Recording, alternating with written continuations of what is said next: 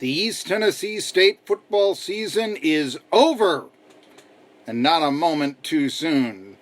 Bunch of SOBs, the same old Bucks? Or was this a season that wasn't quite as bad as advertised? I am Marky Bilson, and the gravestone will read 3-9, and as I've said before, the most ETSU thing in the world was their football team, after winning the conference, then regressing all the way to last place in the conference. In 1 year, what happened? Injuries. That's what happened. We can say no Austin Herring, but eventually a quarterback is going to have to leave college football, and usually within short order. They can only play 4 years.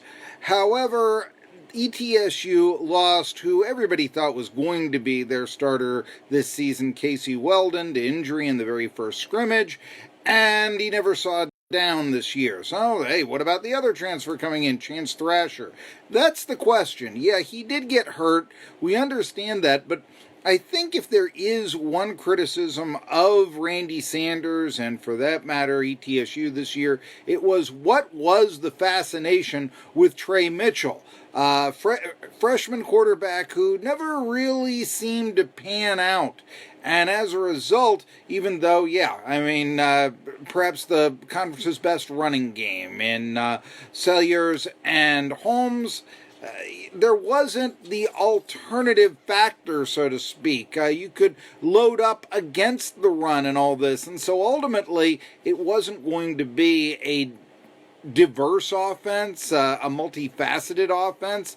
And really, there wasn't a time where Trey Mitchell seemed to be all that comfortable. Now, I realize with the injuries, he was forced to start some games.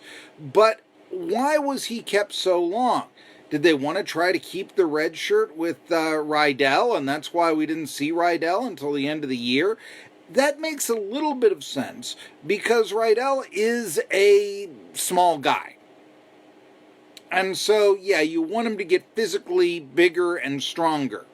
And ultimately, he was in there for the Mercer victory. But it doesn't make a whole lot of sense that you would sacrifice Cameron Lewis and say, no, you be a wide receiver now after he started the blue gold game. And also, when was Thrasher ready to come in? Why did Thrasher fall so far so fast? He started the opening game, and then after he got hurt, nobody heard from him again. Was he in Randy Sanders' doghouse? Was the injury always just a little bit too nagging to really come back on?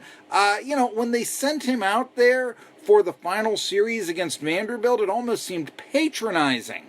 And it really was the quarterback situation handled as well as it could have in 2019 for ETSU? The answer, no. Quite simply no. But let's also face facts. This team was absolutely decimated by injuries. Hey, if Tyree Robinson doesn't miss 4 games with broken hands and such, I do debate whether or not so many big plays are given up. Remember, Robinson was listed as the best player in the conference by Southern Pigskin at the start of the year. So having him out, I think, did eliminate the last line of defense, somebody who could run down and prevent, say, a long touchdown, that sort of thing. It really was felt just as much as the injury to Weldon at the start of the year, but so many other players. I mentioned Sellers, Jacob Sellers, as well as Thrasher, but Jamal Couch, here was a guy who was supposed to come in, become a big-time receiver, never happened after he transferred from Mississippi State, only played 3 games. Jared Folks only played 5 games. Bachrath, who had a nice year at linebacker, he also missed time. Injuries decimated ETSU. I mentioned before that there was a period of time against the Citadel where the Citadel Bulldogs, not the highest scoring team in the league, scored 31 points on ETSU. Why? Because at various times in the game, 4 very good starting defensive players were out for ETSU. So maybe, we can also discuss, the inconsistency of the wide receivers. Why did it take so long to find Will Huzzy? How come Anthony Spagnetti was so inconsistent? This sort of thing. Why didn't Julian Lane, after catching a 38-yard pass against Shorter, yeah, I know it's Shorter, but still, why wasn't he seen more in the offense? Just a lot of disappointments there. Great running game, bad passing game. That is the headstone of the 3-9 ETSU Buccaneers this season.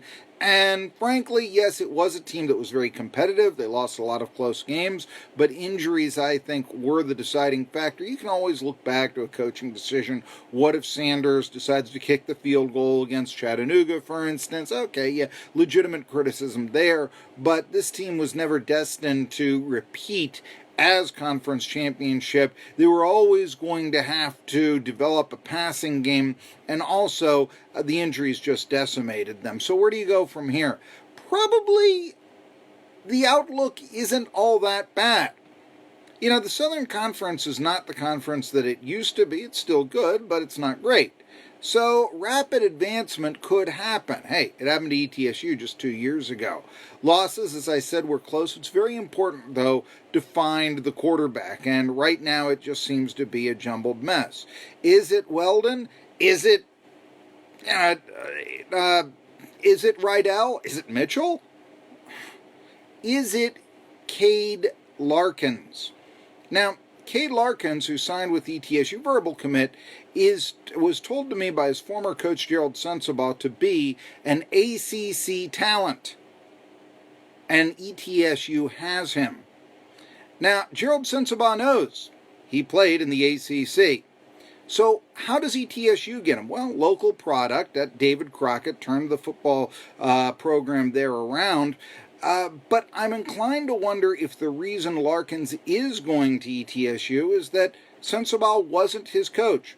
Look, you look at rivals, and Larkins, despite having as many passing yards as anybody who ever played quarterback in high school football in Tennessee, is listed as a no-star player.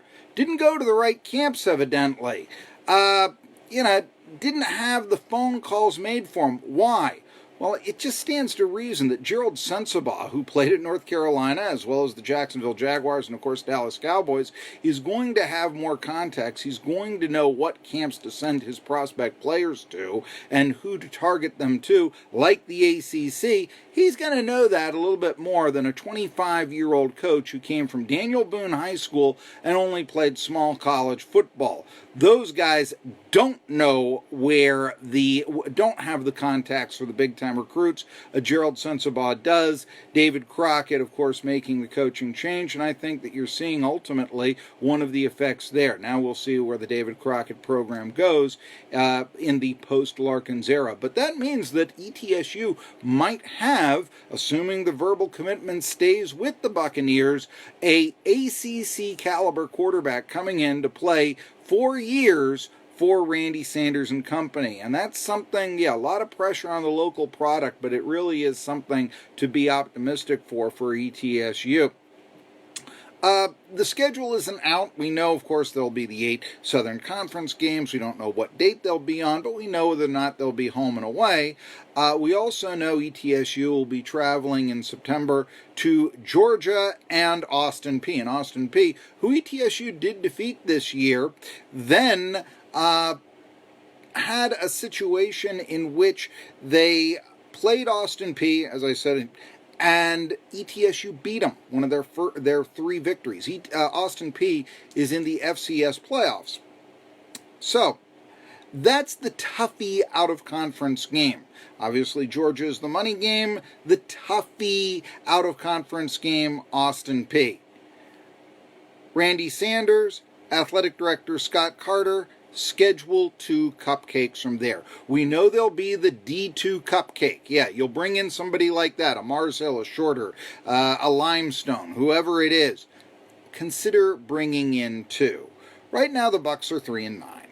And if you look back to Buccaneer history, back in 1992, they were an even more woe-begotten program than they are now. I'm not sure ETSU really is woe-begotten right now, but Mike Cavan installed a sense of pride and a sense of belief in his very first year. Didn't have a very good team, but he got 2 easy victories over Division III teams, and that fattened his record up to 5-6. You started thinking, maybe ETSU could have a winning record. They hadn't had one in years.